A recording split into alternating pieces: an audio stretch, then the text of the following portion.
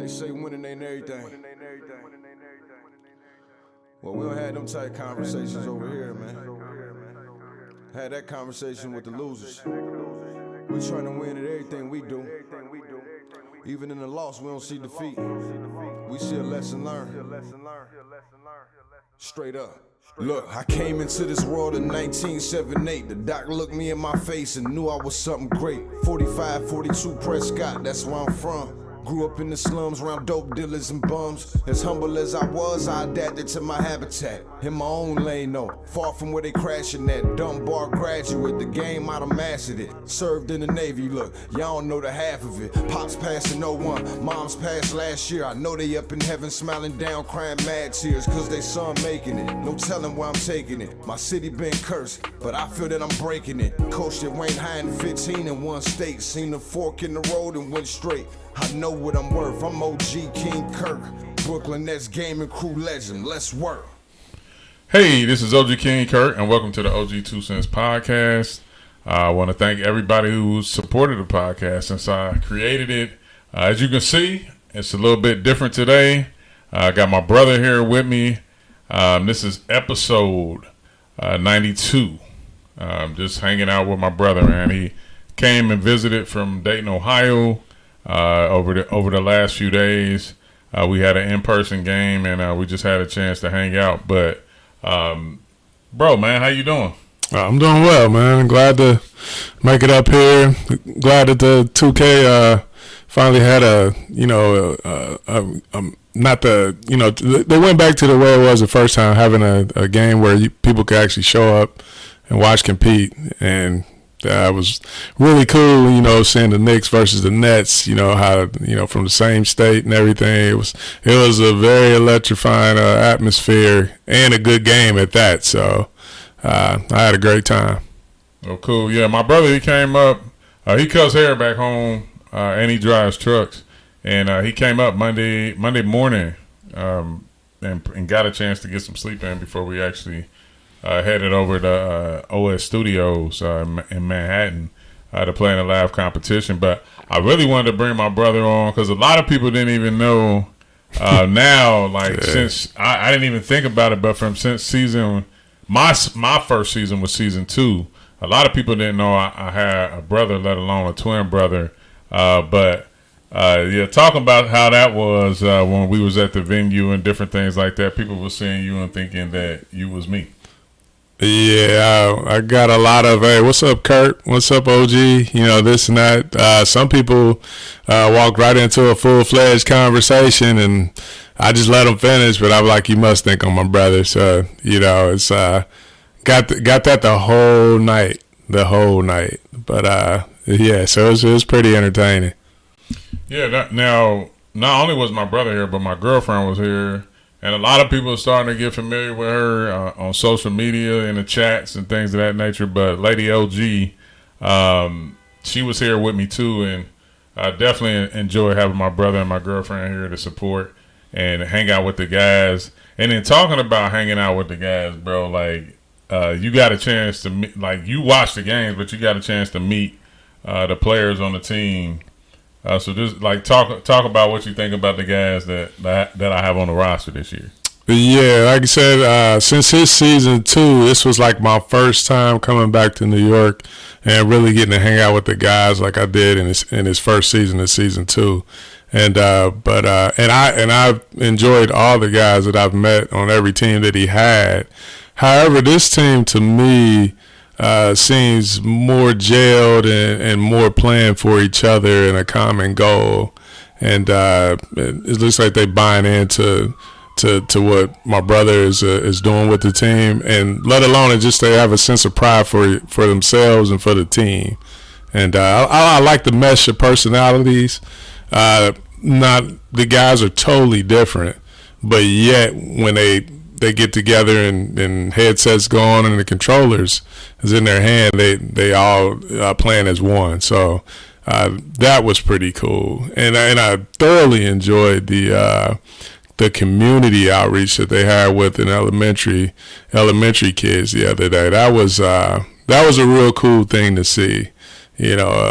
I often say, you know, with old folks and kids, me and my brother don't miss. And so being around the kids, it was a pretty cool atmosphere. Yeah, and what he's talking about is we had, right after we played the Knicks, the following day we had some kids to come in from PS 297 with my guy Mike Peterson, and he brought like 10 to 13 third and fourth graders over, and we had like a little mini career panel, and then we got a chance to play games with them, and we ate pizza, and it never fails with the kids. They come in. This group, they were pretty polished for third and fourth grade. Yeah, they had their questions together. You know, they talked. They was well mannered, well spoken, and everything. But when they got on the game, it was some kids in there who really had some talent. So we had a good time. Just going back to the guys on the roster, remember when we was at the studio, Greens walked in. Yeah. And if you haven't been to our studio, we have a large step and repeat. It sits in front of our snacks. So I was behind there getting some snacks, and my brother was sitting in the actual the lounge chairs. And Greens walked in, and he got to talking to my brother, and he was talking about something. Like, I don't even think he was really paying attention. And then I walked around the step and repeat, and Greens was like he was in shock, like he saw a ghost. Yeah, so I didn't really tell him that I never told him my brother was coming or anything like that. And it was cool to see my brother actually, like, he spent a lot of time talking with him, took a picture with him in the subway, and everything like that. So it was really fun. My brother came last year when we played in Indianapolis when we qualified. Though the very few times that we qualified in Indianapolis, he came and checked us out.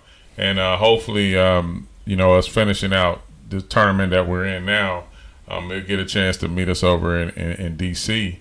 But I really want you, bro, like, just to talk about what you think about what, like, you knowing what I do, but you got a chance to see, like, a lot of it more up and close and personal, and you got to see a lot of behind the scenes stuff too. Yeah, at this point, what's this, year 6, year 5? Year 5. Growing up with my brother, he's always been a gamer. I was a part-timer. I played when it was snow or rain, and then once I get to losing, I want to go outside and play for real. And so that's how I was about it. But actually, as years went by, seeing what he does and seeing it's just like how the pro athletes have to go about it. People think it's about a bunch of playing games, and that's just a minute piece of what they have to do. Guys have to be accountable for where they have to be, what they have to do. They're getting paid good money to play games, but it's no game. So, they have the things to do with the community, interviews, conducting yourself as professionals, even when the video games, if anybody's ever played games or just competitive at all, how high-spirited it can get when it comes down to winning and losing, let alone it's your career. Like, money's on the line. Like everybody loves a base pay, but we love incentives. And you lose, you don't get them incentives. So it's definitely more than what people think. I get a lot of questions back home. Oh man, how's your brother doing? He's still doing the game thing and this and that. Or some people even say, well, hey, don't you wish you was doing what your brother doing? To answer that, no, I don't. I'm happy with what I do, love what I do, but I'm enjoyed to be a part of what he does, and yes, I get the perks from what he does too, merch and games and stuff. So, but I'm thoroughly happy for my brother, and I just love the reception that not only that his players, but the community itself, the organization. I mean, it's like I said, it's just like if the guys was playing a professional league on a court. You have to do the same thing, you know, and getting to meet the guys and talking to them one-on-one, because if anybody knows me, I like to talk. So, you know, I ask them questions because I want to learn who they are, get to know them, because it's a league. So they could be here this year and be gone next year. But, you know, I want to enjoy them while they're around and see, you know, what are they besides basketball? You know, asking some of the guys, how did they come about their names? You know, the names that they picked to play the game. And that was pretty cool in itself, you know, like, because everything's tied to something, you know. So, like I said, I look forward to, you know, hopefully they're finishing out the week and winning every game. So, because I don't mind driving, so I'm looking forward to going to DC. So yeah, that's been my trip here. Yeah, that's the goal. I mean, that's the goal. I mean, and it's funny because I got a group of people who, like, after every game now, I got a lot of people who getting tied in back home. They watch the games. Some people been creating accounts that they never had before and stuff like that. You can catch my brother in the chat now on Twitch, OG King CURT, bro. He on Twitter. We got to try to get his old Twitter back, because I think he created that account with another phone. But my uncle, he texts me after every game. He's tuned in. Like, really and he's always done that from the time, and we're going to get into this, from the time that when I coached traditional basketball, a lot of my family was always in the stands supporting me, whether it was a regular season game, a tournament game, a championship game, or anything. So it's been, like, refreshing to see that. And to me, anybody knows me, like, I'm probably one of the more free-flowing GMs and coaches in the league, that it doesn't matter whether I win or lose, like, personally, everybody know that they can still talk to me after a game or anything like that. I mean, of course, I'm just like anybody else. I hate to lose. I don't want to lose, but you definitely can have a conversation with me, because I understand the role that and everything that comes with this role that I have. So, I mean, people, you know, want support, but when you get support, like, you can't shun your support away just because how you feeling emotionally. But that's what I want to ask you, bro. Like, you've been around since I coached traditionally, and then now you seeing me coach from an esports point of view. Like, I want you to talk to people that, like, because most people don't know me as, you know, Coach Curtiss, the high school basketball coach. But, like, talk about some of the differences that you see and how I go about being around the guys during a game versus, like, when I coached in high school. Yeah, the main difference is I believe it comes through growth as time has went on. You know, traditionally when he was coaching basketball, it was much more aggressive, much more in your face, to challenge you to be the best and get the most out of you. And you know, I always called him the Black Bobby Knight, you know, at times, but I've watched him every year, even when he was coaching traditional. I know was driven by the will to win and wanting to see his guys succeed. But however, ever since then, every year it seems like he got more relaxed, more comfortable with, you know, observing what his talent was and what he could get out of him. And, you know, because one thing I say about my brother, I love watching him coach traditionally, because when he had the talent to win, he won. And then when he didn't, he still managed to get the guys to compete. And to me, that's as a coach, that's a talent in itself, because it's easy to look good when you got all the players and got all the talent, but when you don't, a lot of coaches don't even want to coach, you know. And so, but then I'm watching them and you know, flip over to esports.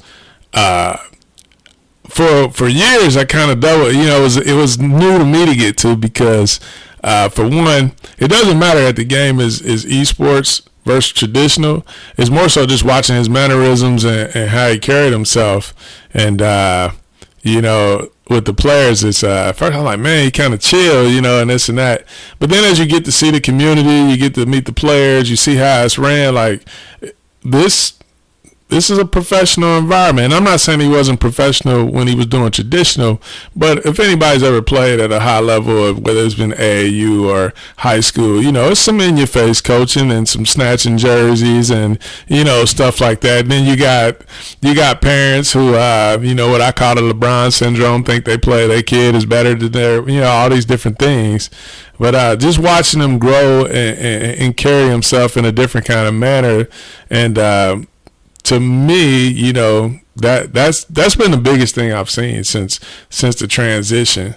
I do miss, going to some games and watching them coach traditional, but I ain't gonna lie, I actually enjoy this as much as well too, because because I'm not a gamer, I never would have thought that down at OS on Monday night, I would go to that every week if it was a game. Wouldn't care who's playing.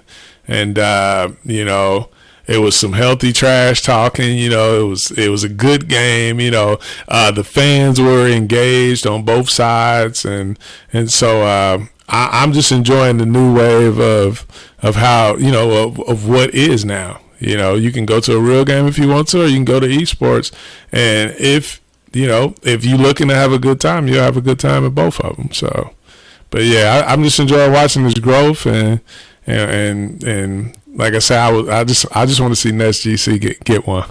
That's what I want to see. I want to see him get one. I appreciate it, bro. Yeah. Like when I coached traditionally, I was I coached like I played. Like I wasn't the best player, but I wasn't gonna let you outwork me. Like I didn't believe in getting tired. Like I did whatever it took to win, whether it was take charges, get the ball to where it needed to go. If I had to score, I was capable of from time to time. But I really it was always about the thrill of winning. Like and even now, like I told myself, when I stopped playing at an early age. Like my brother, he still used to hoop. Yeah, he used to hoop. I stopped at 36. He got a few concussions, and then like he didn't have to get up and go to work the next day. But no, I stopped playing earlier, and once I, converted over into coaching, the challenge is tougher to me, but it's more rewarding at the end of the day. I won a lot as a player in high school. I think we went 67-14. We only lost 14 games in 4 years in high school.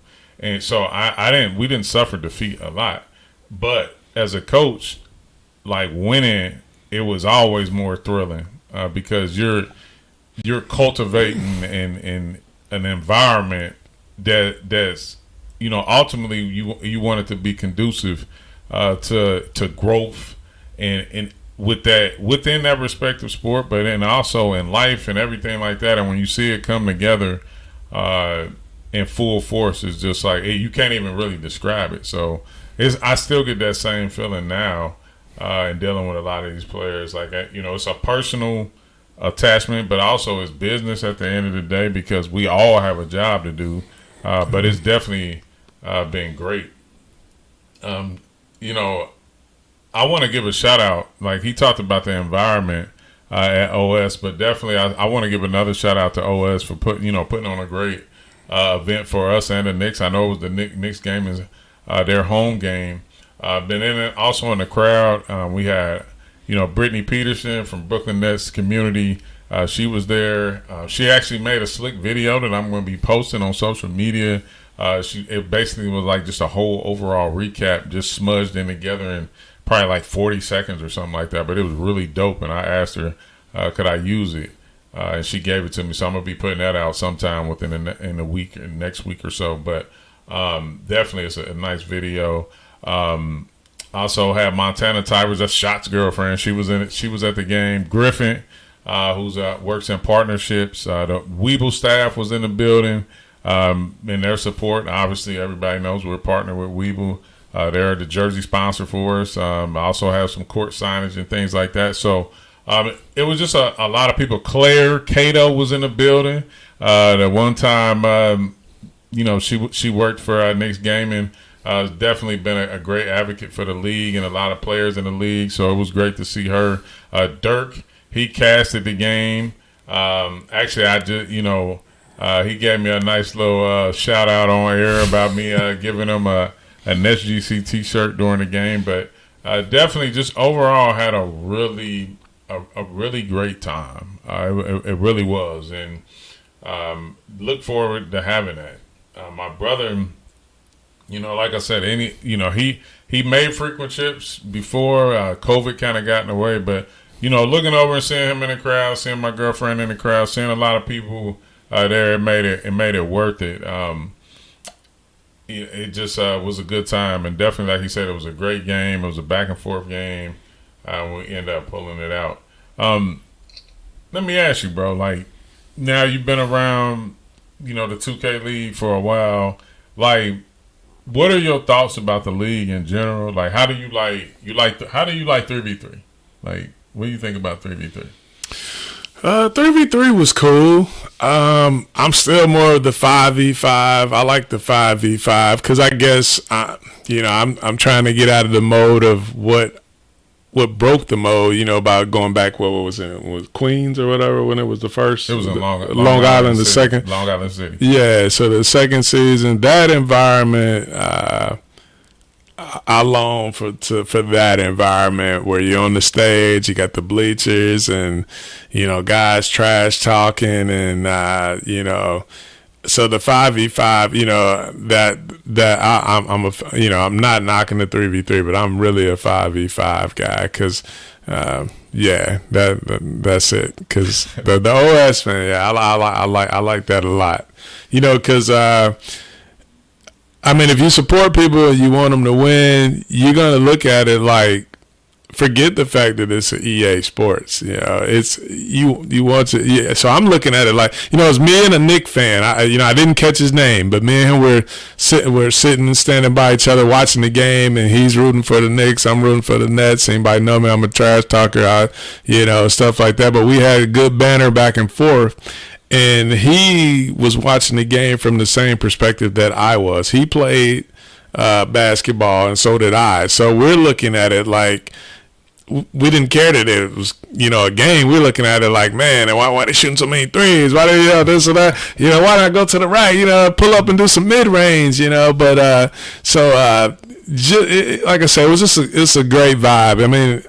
I look forward to hopefully getting back to those type of events for the league, because I really feel like if people was to come out and actually experience it and give it a try, with the atmosphere and the 2K community, although I'm OG's brother, man, the reception that I get every time I go to an event, I've seen them be no different with anybody else that walks through the door. From the guy who was, looking, managing the door, from people coming in, everybody was so, inviting, and it was just a great place to be that night. And I would have loved to see what it was like if it was like on a Friday night or a Saturday night, man. That ain't no telling what it'd have been like, because and it came out to be a good game, so I look forward to more events like that. No, I agree. I think, and you are right. I think our community as a whole gets a bad rap. Obviously, I tell people all the time, it's the real world. You got sprinkles of everything within a community. That's what a community is. It's not, a community doesn't mean it's a place for only good people. So you get a sprinkle of everybody. And of course, online when they playing and competing, they talking trash, and social media, they talking trash and saying this. But of course, it's only right when we get together that we have a good time. We compete, of course, but then after the fact that it's all love, and it's been like that since day one. I remember from season 1 and 2, when it was live in person play every game.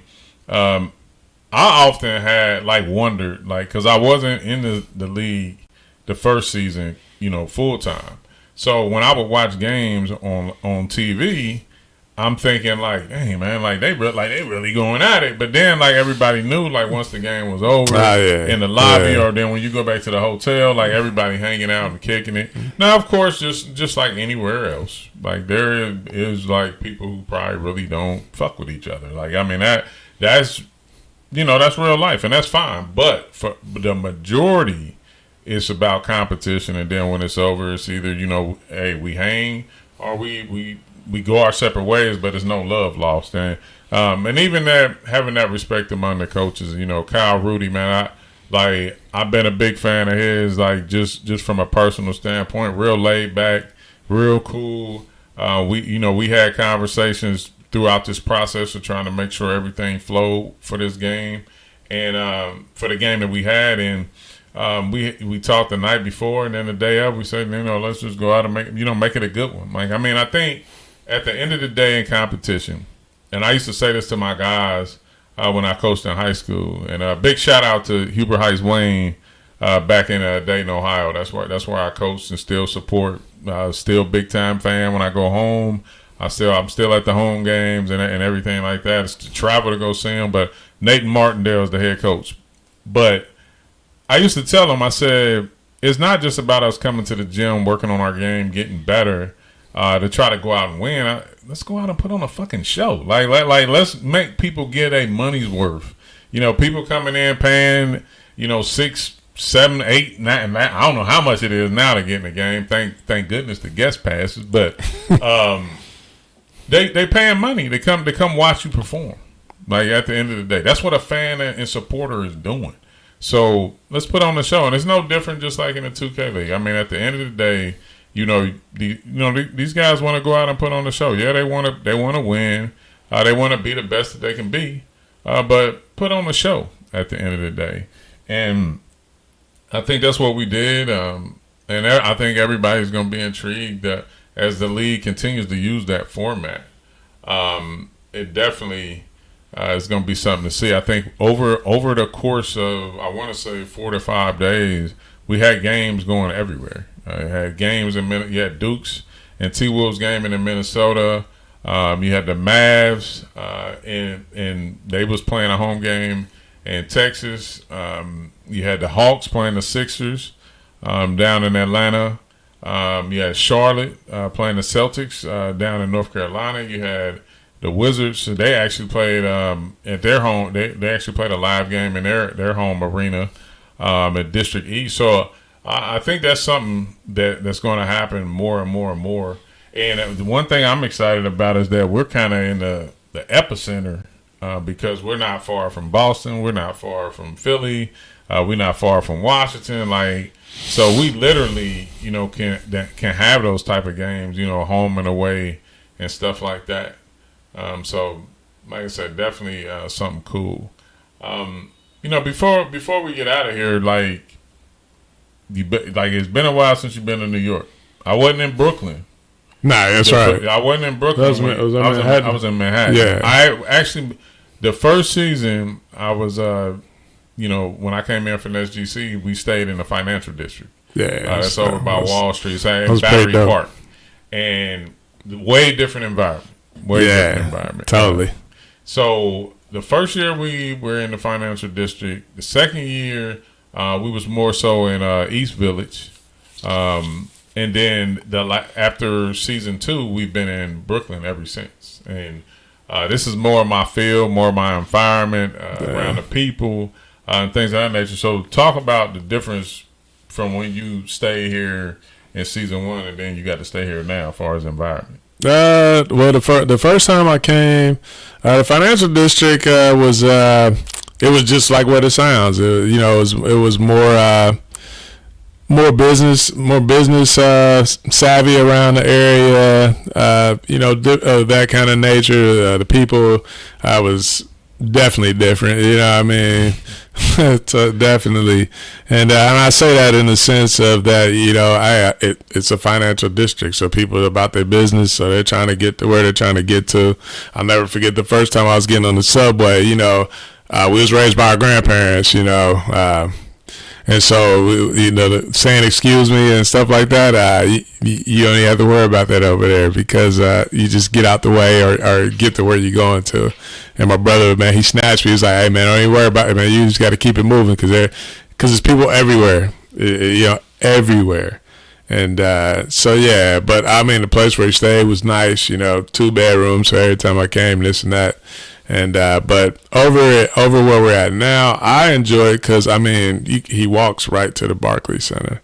I mean everything that he does. I mean you can walk to. I mean if you're a walker, you know. I mean me and my brother will get to stepping in a heartbeat. So, but yeah, the food around is good. The environment of people around. I mean it's people everywhere, but man, everybody's they're just being them. You know, different cultures, tons of diversity, which I enjoy because traveling around the country driving trucks, I see it all the time, and it's just, you know, it's just a cool thing to see, you know, and stuff like that. So, but yeah, I've enjoyed my stay. Had I known about the games, you know, I didn't check the schedule, but if I had known about it on Wednesday and Thursday, probably would have stayed the rest of the week. But I do have clients to take care of when I get back. So, but yeah, I've thoroughly enjoyed this place around the corner. Energy Fuel is one of my favorites. But I also had some fried chicken as well around the corner. That's one of the best around here. So, yeah. So I look, like I say. Hopefully they do what they need to do so I can enjoy an environment down in D.C. and see what's going on down that way. Got you. And, you know, just to close out, I want to thank everybody for tuning in to this episode. Just a quick little episode I put together. My brother was here. Definitely, you know, my name's Ivan. Most people don't call me that in the 2K space. And his name is Isaac. And we twin brothers, identical. Of course, life has done its thing with us. We sometimes we look alike, sometimes we look more alike, sometimes we don't look alike. Like I mean, it's just like that. And then also contrast the styles. I do that too. But I love him to death. I'm glad that he was able to make it. Actually glad he was. It's just something we probably gonna do more of. We actually, you know, we got a spot together back home, so. We might sometimes just throw together an episode and things like that. But I'm glad he's been able to come on here and do something in person and things of that nature. You got anything you want to say before I close it out? I just want to say, you know, I'm proud of you. You know, I'm proud of your accomplishments in the 2K community. Like I said, I would be thrilled, man. Nothing more than to see Nest GC get a championship. That's you know, that's the main thing that I want to see right now. You know, you've had good teams, you know, bad teams, so teams, and still managed to hang in there. But I just would like to see him bring one home, man. Yeah. Let's go tonight, fellas. Let's go tomorrow, and then let's get ready for DC. That's it. Appreciate that, and definitely that's gonna be the goal. I mean, I think I got a good group behind me. They care about themselves, they care about each other, and they show me the proper respect and everything that each and every day. So I'm definitely grateful to have this group. I want to thank everybody that's tuning in to this episode. Make sure you check out the OG2CENTS podcast on YouTube, Facebook, Instagram. Also, anywhere where your favorite podcast is streaming, I'm everywhere on Spotify, Apple Podcasts, you name it, I'm there. So make sure you hit that sub button, give us a review. We appreciate it. You also can follow me on social media at OG King CURT. That's Facebook, Twitter, and Instagram, and TikTok. I've been kind of dormant on there, but I'm definitely gonna get back to it. I've been slipping. Been busy, but you can still follow me on there, and I do follow back, so you don't have to worry about that. You can go to www.ogkingcurt.com for everything OG King CURT, the OG2CENTS podcast. I want to give a special shout out to my homeboy Strider, Visuals, Matrix, and Christian Charisma for everything that they do for the OG2CENTS podcast. Make sure you tune in to the next episode, and remember, if it makes sense, it's an OG2CENTS. OG out. And much love to the entire 2K community for always showing me love. Without y'all, we wouldn't be here. Yeah.